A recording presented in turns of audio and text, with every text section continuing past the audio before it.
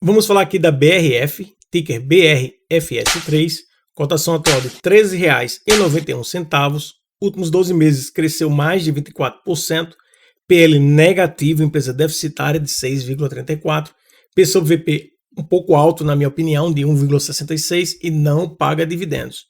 E aqui você vê que no último ano a tendência do papel, né? Se você olhar aqui, tem uma tendência de alta, apesar dos números que você está vendo aí. Nos últimos 12 meses, R$ 1.000 investidos no papel há um ano, R$ 1.326,32. Se ele pagasse dividendo, estaria incluindo aqui o pagamento de dividendos.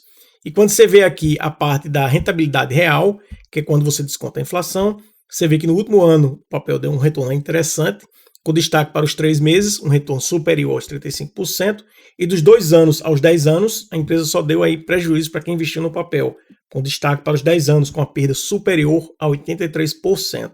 E comparando aqui com o subsetor de alimentos processados, você vê o PL negativo da empresa, como eu já falei, isso é bastante negativo, evidentemente. O P sobre VP acima da média do subsetor, isso também não me agrada, e evidentemente isso não me agrada que a empresa não paga dividendos. Margem líquida negativa, como eu continuo falando, a empresa continua dando prejuízos e não tem payout.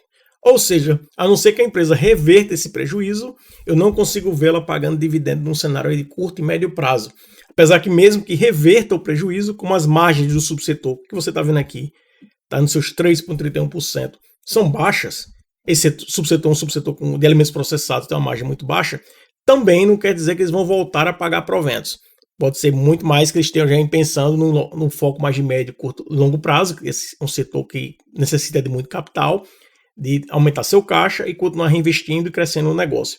Então aqui, esse papel, nesse momento aqui, é mais para quem foca no aumento, na valorização do papel, muito mais do que no pagamento de dividendos. Fazendo o checklist do investidor, o papel tem mais de 5 anos de bolsa, vem apresentando aí, apresentou o crescimento de receita nos últimos 5 anos, tem uma liquidez diária média acima dos R$ 2 milhões. Esse papel é muito popular com os investidores e o restante aqui são pontos de atenção, onde você tem, por exemplo, que a empresa teve trimestre, vários por sinal, que não apresentou lucros nos últimos 20 trimestres, o ROI está abaixo dos 10%, teve ano fiscal que deu prejuízo, não vem pagando mais de 5% de dividendo por ano nos últimos 5 anos, como eu falei, isso aqui é mais um foco no crescimento, na valorização do papel do que no pagamento de proventos, pelo menos esse papel aqui.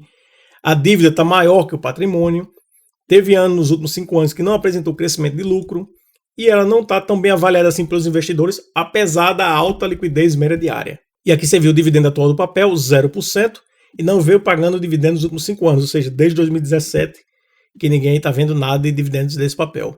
E como eu já falei, eu não espero que isso retorne num prazo curto. Comparando o papel nos últimos 5 anos com os índices do IBOV e do IPCA, investido na BRFS3, você teria tido um retorno negativo de mais de 29%, IBOV positivo acima dos 42% e o IPCA superior ao retorno aos 31%.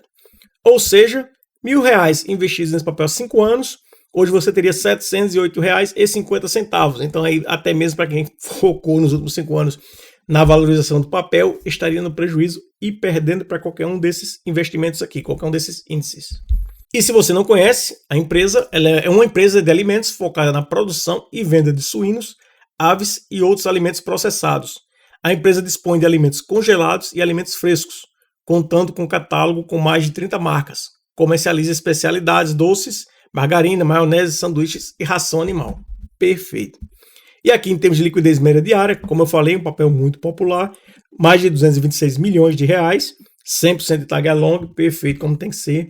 Uma volatilidade muito alta, até mesmo para esse setor. A volatilidade desse papel está muito alta. Lembrando, tá? Volatilidade alta mesmo com essa liquidez média diária muito alta. Então, muita especulação no papel.